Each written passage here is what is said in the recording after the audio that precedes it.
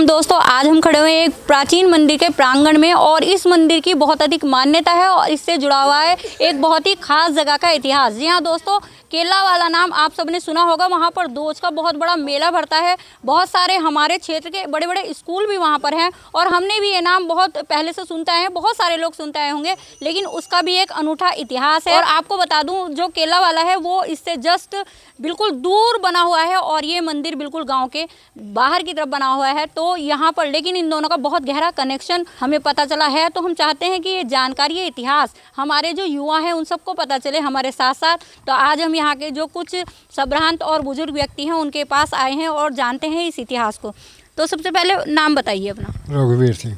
रघुवीर जी, ये बताइए, ये जो मंदिर है कितना प्राचीन होगा यहाँ? ये हमारी याद से तो बहुत पहला, हमारे पिताजी की याद से ही पहला है। अच्छा, आपके पिताजी की भी याद से बहुत पहले? पहले यहाँ एक चबूतरा था, फिर ये मंदिर बना, विस्तार तो हुआ, लेकिन बहुत पुराना मंदिर है ये। इसकी मान्यता बहुत है, बहुत बहुत दूर के यहाँ प्रसाद चढ़ाना आते हैं। तो यहाँ पर मैंने देखा अब तो सभी देवी देवताओं के मंदिर है यहाँ पे। शंकर जी का मुख्य रूप से किस चीज़ का मंदिर है? रूप से यहाँ पे था दुर्गा माता मंदिर और शिवलिंग। अच्छा, शिवलिंग यहाँ पर स्वयंभू है या स्थापित है? स्वयंभू हमारे सामने तो लगा नहीं, पहला ही है। पहला ही है। तो क्या मान्यता है इस मंदिर की? इस मंदिर की मान्यता ये है, अगर किसी का पशु दूध नहीं देता था तो इसकी फेरी लगाते थे 8 के दिन और वो श्योर दूध देता था। ये मेरा खुद की विभक्ति ही है। जैसे इस स्थान का नाम केला वाला है तो इसके पीछे भी शायद कोई ना कोई कहानी रही होगी। तो क्या वो कहानी है? तो एक बुजुर्ग व्यक्ति हमारे साथ आइए, उनसे बात करते हैं। क्या नाम है सर आपका? रामानंद। अच्छा रामानंद जी, ये बताइए कि ये जो स्थान है ये बूढ़े बाबा के नाम से प्रसिद्ध है। तो कौन है बूढ़े बाबू, क्या आप जानते हैं?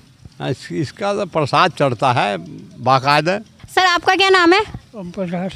ओम प्रकाश जी, ये बताइए कि ये जो स्थान है ये सवाजपुर के अंतर्गत आता है, तो इसका नाम केला वाले क्यों पड़ा? इतिहास होता है, लेकिन इतिहास तभी उजागर होता है जब उसे कोई कंगाले, उसे ढूंढे। तो आज हम भी इसी इतिहास को ढूंढने के लिए निकले हैं। तो आइए हम और बातचीत करते हैं। क्या नाम है सर आपका? मेरा नाम शेखर सिंह है, मैं एक छोटा सा विद्यालय चलाता हूँ। तो आप विद्यालय चलाते हैं, तो ये बताइए सर कि ये जो स्थान है ये केला वाला कहा जाता है, तो इसे केला वाला क्यों कहा जाता है? क्या इससे कोई इतिहास जुड़ा हुआ है? जी जी जी, ये जो केला वाला है एक हमारी देवी है जो गांव के पश्चिम में है। वो हमारी इष्ट देवी है, उसका नाम है केला देवी।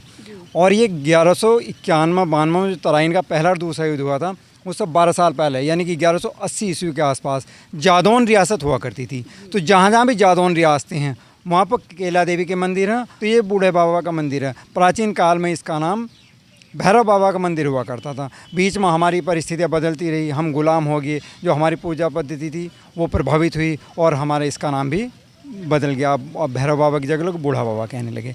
इसका एक ये भी है कि गांव में कोई भी शोभा यात्रा निकलती है, कोई प्राण प्रतिष्ठा हो या कोई भी कार्यक्रम हो, तो उसका एक नियम है कि देवी मंदिर पर शोभा यात्रा पहुँचाने के लिए भैरव बाबा के मंदिर से शुरू होती है।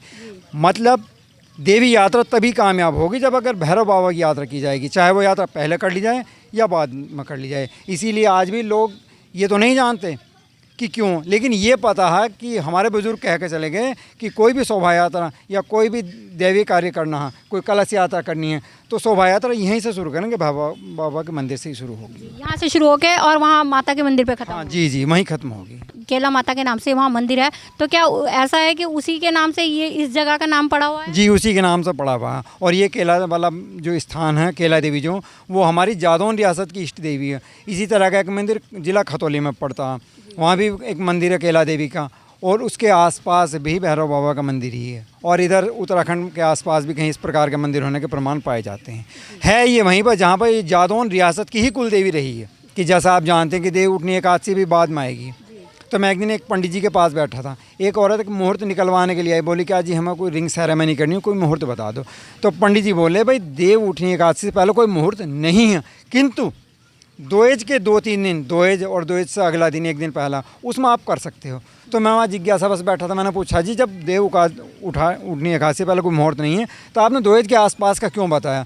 तो पंडित जी के शब्द ये थे कि ये जो मुहूर्त है 3 दिन के, ये रवा राजपूतों के मुहूर्त हैं। रवा राजपूतों ने 3 मुहूर्त बनाए थे, यानी कि जो हमारे यहाँ विवाह होते थे तो जो देखने की परंपरा थी वो इन 3 दिन में कर लेते थे बिना मुहूर्त के भी। तो हमारे राजपूत रियासत की वजह से ये 3 दिन भी स्वयं सिद्ध मुहूर्त की श्रेणी में आ गई हैं। दोज का दिन, दोज से पहले का दिन और दोज से बाद का दिन। बहुत अच्छी जानकारी आपने दी है, ये जानकारी शायद किसी को नहीं होगी। अच्छा, यहाँ पर एक प्रश्न और मेरे मन में आया कि जैसे अभी आपने बताया कि इन 3 दिन को देखने का बना लिया था, तो क्या यही कारण है? ऐसा कहा जाता है जब ये पहले दोस्त का मेला भरता था तो यहाँ पे जो देखना दिखाना होता था, यहाँ पर रिश्ते भी जुड़ा करते थे। पश्चिमी सभ्यता प्रभावी है, लड़के लड़की की बात करा देते हैं। पहले ऐसा नहीं था, पहले मेले में आए लड़के आए लड़की आई तो बता देते भाई वो देख लो, सामने लड़की है, वो सामने लड़का है। और 90% जो वैवाहिक गठबंधन होते थे वो इन 3 दिन में ही होते थे जी। तो देखिए, ऐसा इतिहास इस मेले का है। आज हम भले ही पश्चिमी सभ्यता से प्रेरित होकर अब आपस में देखा दिखाई इस तरह होने लगी है कि घर पर जाते हैं और अगर कहीं से मना होती है तो काफ़ी बेइज्जती का सामना दोनों पक्षों करना पड़ता है। लेकिन पहले हमारे बुजुर्ग बड़े ही समझदार थे, इस तरह के मेले के कार्यक्रम में ही इस तरह के कार्यक्रम हो जाते थे और किसी को भी पता नहीं चलता था और 90% रिश्ते, जैसा कि अभी शेखर जी ने बताया, तो यहीं जुड़ जाते थे। वाला हाँ, तो मेरा जो मेले में दर्शक हैं उनसे एक निवेदन है, वो सब श्रद्धालु आएंगे, भक्त आएंगे तो यहाँ भैरव बाबा का आशीर्वाद लेंगे। तो अगर वो भैरव बाबा के आशीर्वाद लेने के साथ साथ केला देवी के मंदिर के भी दर्शन करें तो मैं मानता हूँ जो भी उनकी मनोकामना होगी वो 100% पूरी होगी। यहाँ की जो हमारी मान्यता ये है कि फोड़े फुंसी अगर निकलते हैं, जैसे पहले बच्चों को निकलते थे कि वो निकल जाते फोड़े फुंसी, तो छोटे जो वो होते हैं पुड़े टाइप जिन्हें उमड़ गुमड़ कहा जाता था, वो बनाकर हम यहाँ चढ़ा देते थे और फोड़े फुंसी नहीं निकलते थे। तो ये मन मांगी जाती थी कि बूढ़े बाबा हमारे बच्चों को ना निकला, हम अगले साल प्रसाद चढ़ाएंगे। तो अमूमन ऐसा पाया जाता था, जो नहीं चढ़ाते थे वो इसके शिकार हो जाते थे। तो ऐसी मान्यता है पूर्ण। उसके लिए मेरा निवेदन है कि गाँव के पश्चिम में जो केला देवी का मंदिर, जिसे आज हम देवी का मंदिर कहते हैं, वहाँ की अगर यात्रा करें तो आपकी मनोकामना पूर्ण होगी जी, 100% पूर्ण जी। थोड़ा सा स्वार्थी हो गया तो वो चाहता है कि मनोकामना पूर्ण हो तो तभी वो कोई भी कार्य करता है। लेकिन ये जो सारी हमारी मान्यताएं परंपराएं बनी हुई हैं, इनका कोई ना कोई कारण रहा है, जिसमें ऐतिहासिक कारण भी रहे हैं, सांस्कृतिक कारण भी रहे हैं। कब से भर रहा है यहाँ पर मेला? तो याद ही नहीं है, हमारी याद से बहुत पहले से हो रहा है। अच्छा, ये मंदिर कब से होगा यहाँ पर? जहाँ तक मुझे ध्यान है यहाँ एक चबूतरा हुआ करता था और चबूतरे पर बूढ़े बाबा की प्रतिमा स्थापित थी। लेकिन जो वर्तमान आप मंदिर देख रहे हैं ये मास्टर प्रेमचंद जी की देन है। उन्होंने पूरे गांव के सर्व समाज बल्कि सर्व धर्म के सहयोग से मंदिर को बनाया। काफ़ी संघर्ष हुआ इसमें सबका, जितने धर्म, चाहे मुस्लिम हो, वो मुस्लिम धर्म भी प्रसाद चढ़ाना आते हैं, ऐसा नहीं है कि नहीं आते। दुकानदार हैं, यहाँ किसी का कोई धर्म नहीं है, हमारे लिए सब बराबर है। आपका क्या नाम है भैया? मेरा नाम मोहम्मद इसरार है। कहाँ के रहने वाले हो? इसी गांव का हूँ, शहबाजपुर। अच्छा, तो ये बताइए कि ऐसा कहा जा रहा है कि जैसे ये मंदिर है तो इस पर किसी जाति विशेष का आपने कभी अधिकार देखा है? नहीं जी, मेरी उम्र भी 37 साल की हो गई है। ये मंदिर इन्हीं का ही नहीं, हमारा भी है। जितना इनका हक है इतना ही हमारा है। लेकिन हमने आज तक कोई ऐसी बात नहीं देखी है। ये आपको किसी ने गलत सूचना दी है कि यहाँ जाति विराधी का कोई विरोध होता है। तो देखिए, जाति विराधी का कोई भी विरोध नहीं होता है। अभी शेखर जी ने बताया कि काफ़ी संघर्ष रहा, तो संघर्ष के बारे में संजीव जी बताएंगे हमें। बताइए संजीव जी। देखिए, संघर्ष ये रहा कि जब कोई आदमी अकेला बीड़ा उठाता है तो उसको बहुत समस्या आती हैं भाई। एक तो फंड की समस्या होती है, फिर सहयोग की समस्या होती है, समय की सबसे महत्व होती है। तो समय दिया लोगों ने, संघर्ष किया, लोगों से उन्हें पैसे लिए, खर्च किया, मंदिर बनाया, तो काफ़ी समस्या आई। कुछ ने विवाद भी किया, मैं उसका नाम नहीं खोलना चाहूँगा। अब इसकी देख रेख जो है एक हमारा ट्रस्ट है, प्राचीन देवी मंदिर बुढ़ा बाबा ट्रस्ट। तो ट्रस्ट के माध्यम से इसका जो है देख रेख चल रही है और आप देख रहे हैं अभी काफ़ी सुंदर मंदिर आपको दिखाई दे रहा है। काफ़ी सुंदर मंदिर दिखाई दे रहा है। तो मैं यहाँ पर जो कुछ लोग हैं उन्हें गलतफहमी हो गई है। कुछ दिन पहले हमारे द्वारा एक वीडियो रिलीज़ की गई थी, उसमें हमने प्रयास किया था कि जो स्थानीय केला वाला है, जो इतना प्रसिद्ध है, जहाँ पर प्राचीन बूढ़े बाबा का मंदिर है और यहाँ पर ये मेला भरता है, भव्य मेला, जिसे बताया जा रहा है कि 60 साल से भी अधिक हो गए। तो इस स्थान का इतिहास हमने बताने का प्रयास किया था और इस इतिहास को बताने में हमने केवल ये बात कही थी कि जो यहाँ की जो कुल देवी हैं, जो एक राजवंश की कुल देवी हैं केला माता, तो उनसे जुड़ा होने के कारण इस स्थान का नाम केला वाला पड़ा है।